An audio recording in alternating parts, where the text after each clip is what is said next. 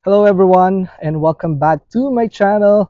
It's me RD and as you all know, ayan, wala na tayo sa farm at as you can see sa aking background, nandito ako sa aking apartment and for today's video, sit down video muna to share my experience especially dun sa mga co-nurses ko dyan sa nasa Pinas or kung saan man kayo nag-work now as a nurse or kung hindi man kayo nag-work as a nurse right now at gusto nyo pumunta dito sa USA. So this video is for you. Perhaps makatulong ako, makabigay ako ng tips, makabigay ako ng encouragement, makabigay ako ng mga, konting kaalaman kung paano ako nakarating dito. Okay? So basically, yun ang ating pag-uusapan as I promised dun sa mga previous video ko na I will talk about it dun sa pagpunta ko dito sa US. Okay? So, konting ano lang muna, okay, kakatapos ko lang mag-gym dito actually kasi wala pa akong ginagawa for now. Naglakad-lakad lang ako dito sa vicinity ng apartment sa area. And then nung mainit na, ayan summer kasi dito. So pumasok na ako sa gym. Ayan, nag-continue ako doon ng aking cardio na exercise kasi kailangan natin magpalakas para sa ating trabaho. And then, ito naman, siyempre sulitin natin to kasi bayad to. Kailangan nating ma-ROI yung ating renta dito sa aking apartment. Ang masasabi ko napakaganda dito sa aking apartment kasi tahimik. Right now ako lang ang maingay plus the birds ko naririnig nyo. Tapos maraming sasakyan pero wala naman tao din na naglalakad. So ako lang basically, parang tinitake advantage ko tong pagkakataon na to na mag-video, maglakad, mag-exercise habang hindi ako ganoon ka-busy. Okay? Again, sa mga nurses na nagpaplano na pumunta dito, ito po yung ginawa ko. Okay? Sa mga nurses dyan na nakapag-apply na, okay, meron ng employer or may agency na, sa mga nurses na nagbabalak pa lang mag-apply, dito sa US, sa mga nurses na nagtatrabaho outside nursing. Ayan, pwede kayong makarelate dito. So ako, I have been a nurse since 2007 and then nag-apply lang ako dito noong 2022. Okay? Na nakapasa ako sa interview via Zoom lang yon. And then na profile ako sa isang employer ko based dun sa aking experience. Kung ngayon, nagbabalak ka talaga na makapag-apply sa hospital, so you have to continue your hospital experience. Kung outside naman sa profession mo, pero related pa rin sa nursing, pwede din yon. Meron din kayong mga mapupuntahang mga employer na hindi naman kailangan ng bedside or recent hospital experience. Pero, for me, ang aking may papayo, kung RN na kayo, registered nurses na kayo, you have to have hospital experience. Okay? Yung mga nagpa-practice dyan, well and good. Yung mga hindi pa, mag-apply na kayo sa nursing. Kung talagang gusto nyo makapunta dito. Okay? Kasi malaking factor yun, yung may experience tayo dyan sa Pilipinas. Okay? Yun. Maganda yun. Tapos, kasi ikaw mamimili ng mga mapupuntahan dito ba? Okay? Para mas marami kang option. Tapos, nag-aaral pa lang. So, yan. You have to continue. Okay? Hanggang makapasa kayo ng local board and then you have to get your experience kasi hiring pa rin naman dito although may retrogression ngayon. Sa mga nagpaplano mag-apply, ito yung mga requirements muna. You have to have your NCLEX exam, then kailangan mo ng English exam para sa inyong visa screen.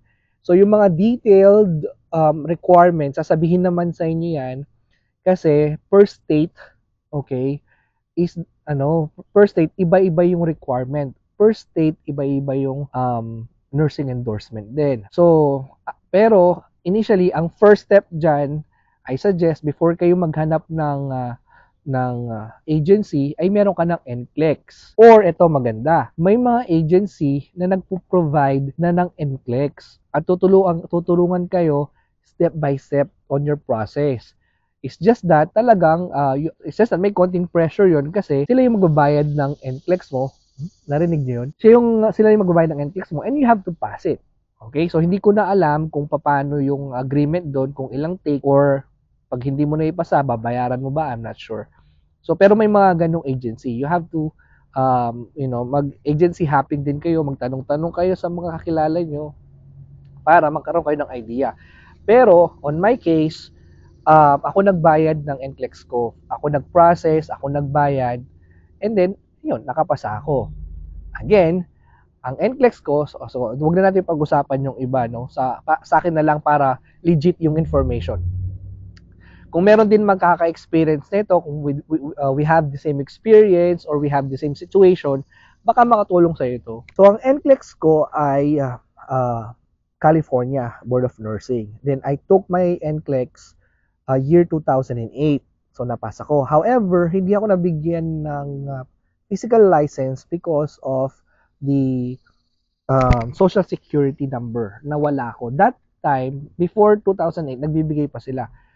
Coming 2008, anong 2008 na, after I passed, wala na. Okay? So, imagine, napakatagal ng 2008. Tapos ngayon lang ako nakarating dito. So, I thought, for the longest time, na inactive talaga or baka binasura na nga eh. Pero alam ko naman na nandun lang yun. Sinabihan naman ako sa email, kasi after 3 years na hindi ako nakapag-provide ng social security number, nag-email ako na, binasura nyo na ba yung NCLEX? Sabi naman nila hindi. Ano lang siya, parang dormant, ganun. So, nung nag-apply ako, I mentioned that sa aking agency na ito yung situation ko, wala akong license. So, how can we proceed? Sabi naman nila, yeah, kaya yan. So, ganun. Okay, nagtiwala naman ako sa agency ko. Ganun. Kaya lang, ito yung catch doon. So, for me to have an active license dito sa Georgia, kung saan ako na-hire, okay, by the way, nasa state of Georgia ako, napakaganda dito guys, okay? Mamaya pag-usapan natin yung Georgia. Kailangan ko ng active license. So, hindi pwede yung California NCLEX ko dito diretso. Hindi siya pwedeng ganun. So, what I did, nagpatulong na ako sa isang agency pa na kung paano ko ma-recapture ba o mapapa-activate yung aking license.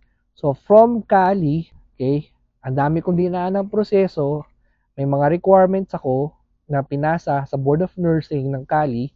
Okay, nagpatulong pa ako sa kaibigan ko doon. Shoutout sa iyo, alam mo na yan kung sino ka. Nagbayad siya ng $60, okay, pinasok sa envelope, pinigay sa Board of Nursing, at nakuha ko yung aking pass letter. Okay, kasi yung mismong parang information na nakapasa ko, hindi yun enough. Kailangan from Board of Nursing ng Georgia ay ng California, meron akong pass letter. Almost a month lumabas yung aking pass letter. Yun ang ginamit ko para i-endorse yung aking California NCLEX to Illinois Board of Nursing. Tapos, siyempre may requirements din yon, may fees, may fingerprint, ayun. So, tinulungan ako nung sa agency. Tapos, nagbayad ako, medyo mahal ng konti, hindi pala konti, mahal. So, yan, magkano ba nagastos ko? I'll be transparent. No? Umabot ako ng 40,000 just to endorse my license dun sa sa Cali to Illinois. Kasi nandun na yung syempre agency fee, tapos yung lumalaking dollars, yan. So kaya medyo mahal. Anyway, so it took like 3 months para lumabas na yung aking Illinois license. Ayan. So meron na akong license noon. Ano yun? Lumabas siya ng 2022 ako nag-apply, 2022 ako nag-apply sa agency ko at nakapasa. In-apply ko yung aking lumabas yung aking Illinois ng May 2023. So, January na-apply ko siya. Lumabas siya ng May, most likely ganun or Feb. Basta 3 months siya. 3 months siya na process. So, yung active license ko ngayon from Illinois, yun ang gagamitin kong endorsement dito sa Georgia. So, right now, I'm working on my endorsement. Nandito ako. Hindi ko pa siya ma-endorse kasi I'm waiting for my social security number para lumabas yung aking endorsement ng Georgia. At pwede na akong magtrabaho. Okay? So, that's it. So, yun yung aking NCLEX pa lang yun. So, aside from NCLEX, so nag-English exam. Nag-English exam ako. Kailangan ko yung English exam para sa aking visa screen. So, nag-process ako ng visa screen. Pero magkano muna yung yung English ngayon? Yung aking English exam is 14,000 yata yun, 14,000 pesos. Tapos, nag-visa screen ako, that's $700. Magkano ba $700? 40,000 din siguro yata. Ayun. So, para sa aking visa screen. Kasi kailangan ko na siyang i-enroll yung aking English exam sa aking CGFNS visa screen para hindi mag-expire kasi may expire yung aking English eh. So para pag lumabas ang visa screen, meron akong 5 years certificate na okay na yung visa screen ko, di ba? So that's an additional requirement.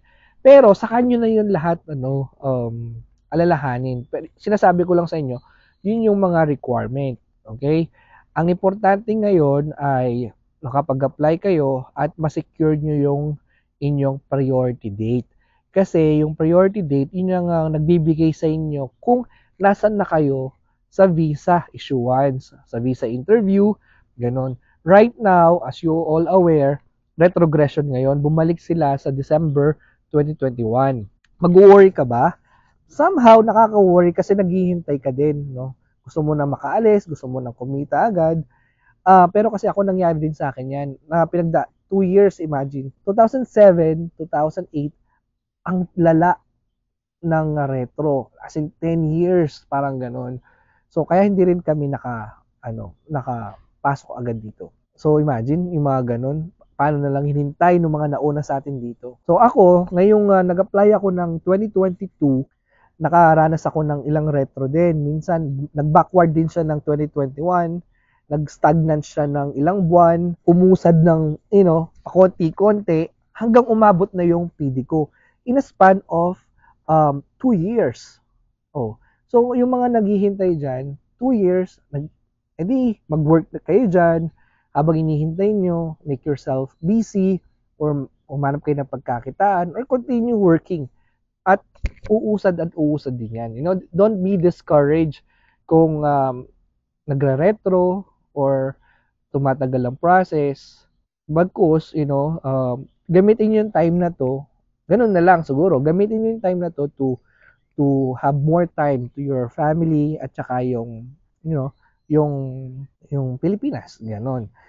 Nakakasad lang kapag nag-retro, yung mga nakabinbin na sa meron ng interview date sa embassy. Siyempre, kapag meron ka ng interview date and then hindi na naman pasok yung priority date mo dun sa interview date, yun ang malala. So, you have no choice but to wait again or schedule ng earlier or I don't know kung ano mangyayari. Isa din nakakalungkot dyan yung medical. So, tapos ka na ng medical and then nag-retro. So, magiging invalid yung medical mo after how many months kung hindi mo maagapan. So, ang mahal pa naman ng medical and that is, nung time ko is 18,000. Ngayon yata is nasa 25,000 na. So, ngayon pinag-uusapan na rin natin yung medical.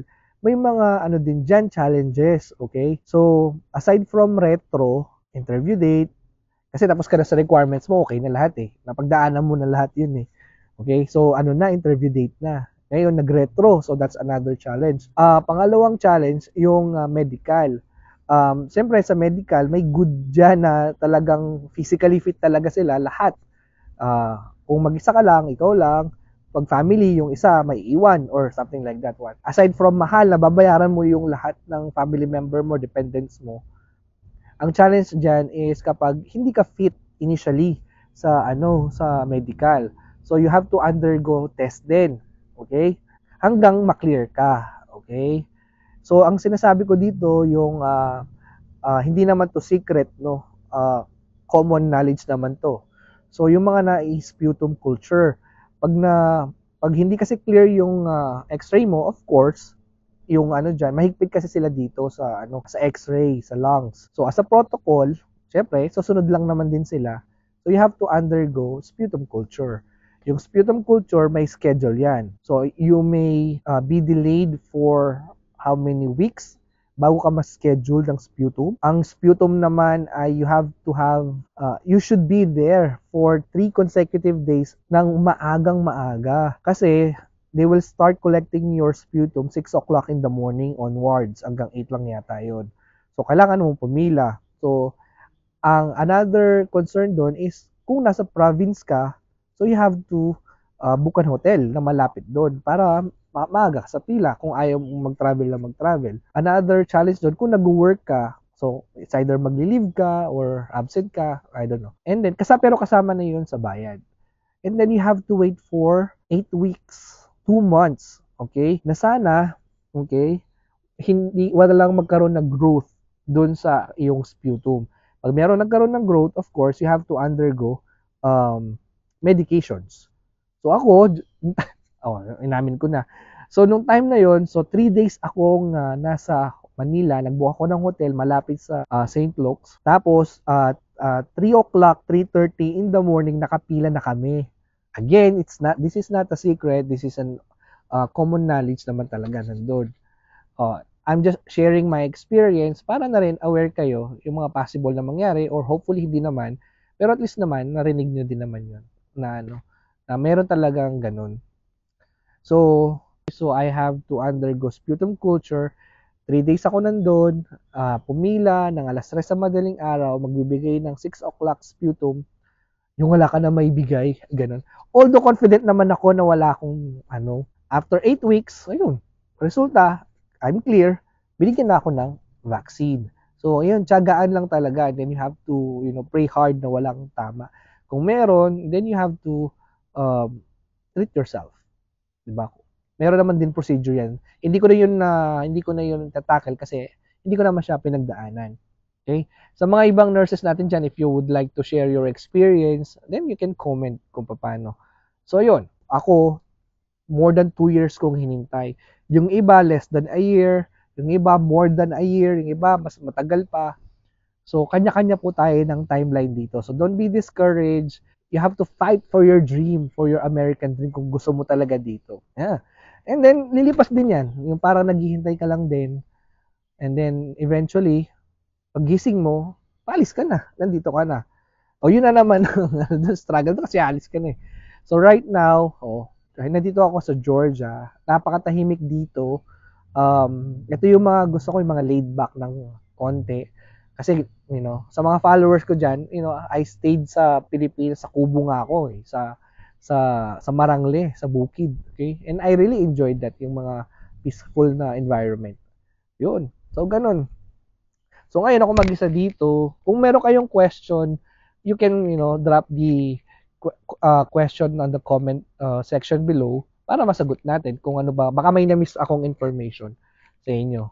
Okay? Pagdating dito, ayun pala. So, I really need to commend my agency din kasi, tinulungan nila ako from the Philippines papunta dito. Tapos, nung nandito na ako, tinulungan din nila ako sa aking relocation, di ba?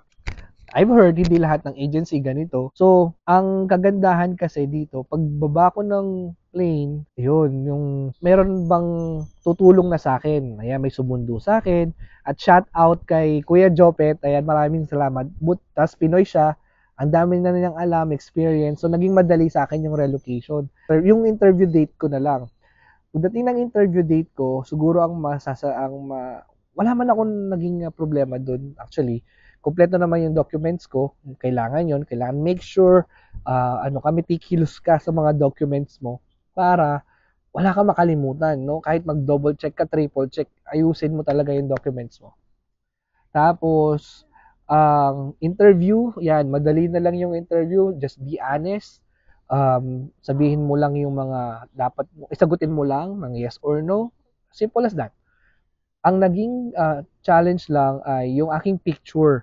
Yung picture na sinend ko ay like nung nag-send ako sa immigration. Tapos nung nag-interview ako, kasi nung interview yung picture ko ay sobrang ikli ng buhok ko. Tapos hindi ako nakapagpagupit nung interview. I don't know kung nagmamatter talaga yun. So medyo humaba yung hair ko nung interview date. So dapat pala nagpagupit ako. So in-update pa namin yung picture ko pero doon na sa embassy. And then, nung travel date ko na, yun. So, ang hassle lang doon is napakahabang biyahe. So, ako pa lang is, napagod na ako sa biyahe. What more yung mga family na pumupunta dito na may kids. So, diba, paano nyo nakakayanan yung ganong struggle? Kasi, although, diba, masarap yung pagkain sa plane, tas natutulog ka, hindi po ganun. Masarap yung pagkain, makakatulog ka, pero bagsak pa rin yung katawan mo dahil sa time differences, jet lag, Yung gano'n. Paano may mga babies ka pa? So that's another uh, extra effort, 'di ba, na maibibigay mo. You have to wear the most comfortable clothes, shoes, gano'n. As much as possible, wala ng sintas 'yan kasi hanggang ngayon may mga airport na nagpapatanggal pa ng shoes, ng jacket, belt. So gano'n. So ako nag-ano lang ako no'n, t-shirt tapos yung mga maluwag ay yung mga comfortable na pants. O yung shoes ko madali lang naman tanggalin. So ganun. Kasi minsan nakikita ko talaga nag-struggle pa yung mga iba. Kasi susutin mo pa yon, then you have to run for your connections, yung mga connecting flights. So ganun. Ayun. So hopefully nakapag-share ako sa inyo ng mga tips ng mga experience ko dito. And then sa susunod siguro, ayan, explain ko naman yung aking trabaho. I don't know kung ano pa yung pwede kong i-share sa inyo. But basically, yun ang aking experience. To summarize everything, I've waited for, how many years talaga? Like 15 years. May scam pa nga ako eh. Pag-uusapan pa natin yun. Yung mga nagpaasa sa akin dyan. No, shout out sa'yo. So, I'm here. Yeah? So, doon talaga kayo sa mga legit na nagpo-process ng mga papunta dito. Okay? Huwag basta-basta naniniwala. Okay? O, kung matamaan ka dito, edi mabukulan ka. Okay? Basta, yung mga ganon, be careful sa mga din, pag kakatiwalaan nyo na magproseso ng yung papel. Kailangan magkaroon kayo ng due diligence. Hindi lang porket nyo. Anyway, it's another topic. Kung gusto yung pag-usapan, i-comment nyo dyan. Mag-follow kayo. I'll share to you. Okay? Para na lang din sa awareness ng iba. Okay? So again, it took me like 15 years para makapunta dito. 2008, nag-NCLEX ako. But yung siguro na lang, yung aking pinaka-processing time is 2 years and a half. Ayan. From the time na ma-approve ako ng agency at ng employer ko until makarating ako dito, yes, like more than 2 years. Nag-retro ng bumalik, nag-move, hindi nag-move. Yan. So, maghintay lang kayo dyan at darating din yung time nyo. Okay? Tapos, ano pa ba? Last na lang din. Kung may nare-receive kayo, kaya meron kayo nababasa from group, yan, na medyo discouraging. I don't think kasi yung mga ibang nagsi-share ng nila, ang intention nila is to mag-discourage. I don't think gano'n naman ang intention nila. Just take it na parang din challenge, or take it na advice na, or learn from their experience. Okay? Kasi kanya-kanya naman tayo ng situation. Yung experience nila might not be applicable din sa atin. So, ganun. So, huwag kayo din ma-discourage, huwag kayo matakot kung ano man na nangyari. Because you have to take that as inspiration din para hindi mangyari sa inyo. Okay? So, feeling ko, yung intention nila is i-share lang nila yung experience nila kahit hindi siguro maganda yung experience, para pag ikaw na experience, alam mo na gagawin mo. Ganon. But then again, kahit saan ka naman sa mundo, kahit sinong employer mo or anong work mo, makaka-experience ka din talaga ng problem or challenges sa buhay. So, ganun. So, huwag kayong masyadong ma-discourage kung ano nabasa nyo doon. Nyo lang. Tandaan nyo na lang din. Ayun. Tapos, like dito, parang hindi, yung ganitong klaseng environment, hindi to para sa lahat. Ang gusto nila, yung ibang tao, gusto nila mas modern, yung mga mas maraming, mas maraming buhay. Yung iba naman, ganito. Ako, like this, yung mga medyo laid back. Ayan. So, kanya-kanya tayo ng gusto sa buhay. Okay? So, that's it. Thank you for listening. Thank you for watching. And if you like this video, please comment ka dyan. Mag-subscribe ka, mag-like ka. You can share this video sa mga kunars natin dyan na gusto pumunta dito. You can, talk about it. Pag-usapan natin. And that's it. Yela. Thank you. Bye.